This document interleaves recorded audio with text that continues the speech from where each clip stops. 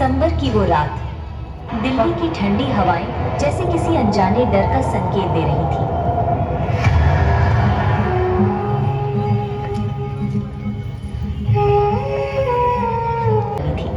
उस दिन संडे का दिन था, लगभग 3:30 बजे का टाइम होगा। वो निकली और बोली कि मम्मी मैं 2-3 घंटे में आती हूँ। वो हंसती थी, सपने देखती थी, आगे बढ़ना चाहती थी। घर जाते समय उसने अपने दोस्त से कहा भी था, थोड़ा जल्दी चलते हैं, मम्मी इंतजार कर रही होंगी। उसकी आवाज में सरलता थी, मासूमियत थी और जीवन का भरोसा था।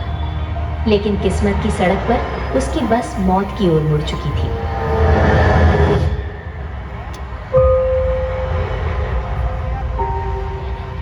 जितनी 15-20 मिनट गाड़ी चली है, मैंने चलाई थी। लाइटें बंद कर दी थी। भाई था मेरे लिए। जिस लड़की को मारा था, जाके उसी के बीच में छूट गया। लेकिन चिल्ला दिया, बचाओ बचाओ। हमारे दोस्त लोग मारपीट के पीछे ले गए, आ जा रहे थे बारी बारी से ही। कौन आया? सफदरजंग हॉस्पिटल से की बेटी है। तो इन्होंने बोला कि हाँ, क्या हुआ? तो बोले कि आप सफदरजंग हॉस्पिटल आ जाइए, तो चोट लग गई। बस में बैठे वे 6 चेहरे मानो इंसान नहीं, घने अंधेरे से निकले हुए दरिंदे थे। लड़की ने जैसे ही उनकी नजरों में छुपी हवस को पढ़ा, उसका दिल धक धक करने लगा। उसने हल्की सी आवाज में अपने दोस्त से कहा, मुझे डर लग रहा है। लेकिन अगले ही पल उसकी चीखों ने सारी दुनिया को झकझोर दिया। वो बार बार गिड़गिड़ाती रही, मुझे जाने दो, मुझ पर दया करो। लेकिन दरिंदों के कानों में जैसे पत्थर जड़े थे। उसने दर्द से टूटते हुए भी जीने की जिद नहीं छोड़ी। हर चोट पर उसका एक ही सपना बार बार टूटता, मुझे घर जाना है, मम्मी के पास। जब उन्हें सड़क पर फेंका गया, सर्दी उसकी हड्डियों में उतर चुकी थी। भय, पीड़ा और खून से लथपथ हालत में उसने आसमान की ओर देखा। उसके होंठ कांपते हुए बस इतना कह पाए, क्या मैं बच पाऊंगी? उस रात सड़क पर लेटी वो लड़की नहीं रोई, क्योंकि उसके आंसू भी जैसे जम चुके थे। लेकिन उसके भीतर एक आखिरी उम्मीद बाकी थी, जीवन की, न्याय की और अपने सपनों की। जब उन्होंने आँख खोला तो रोने लगी, तो मैंने बोला कि बेटा हम आ गए, ठीक हो गए। अस्पताल पहुंचने पर उसकी माँ का दिल फट गया। माँ ने उसका हाथ पकड़ा, उसकी आंखों में देखा और बोली, मैं यही हूँ, कुछ नहीं होगा बेटा। लड़की ने एक कमजोर मुस्कान दी। वो मुस्कान उसकी माँ की जिंदगी की सबसे दर्दनाक याद बन गई। जैसे लगता था कि उसको कहीं जंगल से खींच के लाया गया हो। ये ओठ का 2 भाग हुए, सारे खाल निकली हुई थी। मैंने पूरा शरीर जैसे लगता था कि फटा है, कहीं से खून निकल रहा है, कहीं से मांस दिख रहा है।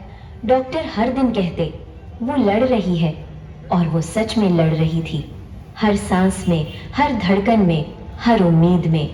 लेकिन शरीर टूट चुका था, आंखों में सपने बुझने लगे थे, और एक दिन वो चुप हो गई।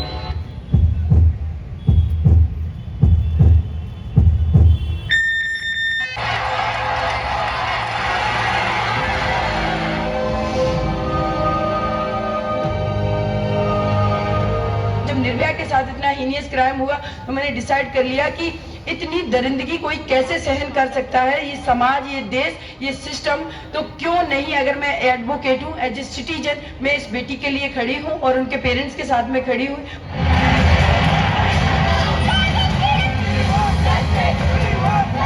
सिर्फ फांसी होनी चाहिए, फांसी दी जाए, हर बलात्कारी को फांसी दी जाए। तारीख पर बस एक ही बात दोहराती थी, मेरी बेटी को न्याय दो। कभी नहीं मुंह खोला कि नहीं हमारे बेटे को नौकरी चाहिए, हमें कुछ चाहिए। हमने सिर्फ और सिर्फ हाथ जोड़ के सबसे इंसाफ मांगा। और आखिरकार वर्षों की पीड़ा, लड़ाई और प्रतीक्षा के बाद उसकी माँ ने सुना वो वाक्य जिसने पूरे देश को सुकून दिया।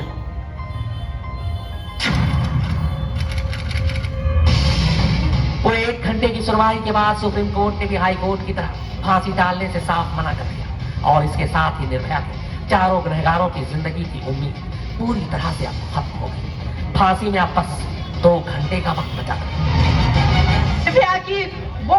पिक्चर है ना, जब वो सफदरजंग हॉस्पिटल में एडमिट थी, उनका चेहरा समझ में नहीं आ रहा था। उनके पेरेंट्स का कहना था कि मुझे लग नहीं रही थी कि ये मेरी ज्योति है, जिसके लिप्स काले हो गए, आंख काली हो गई, पूरी बॉडी को डिस्ट्रॉय कर दिया।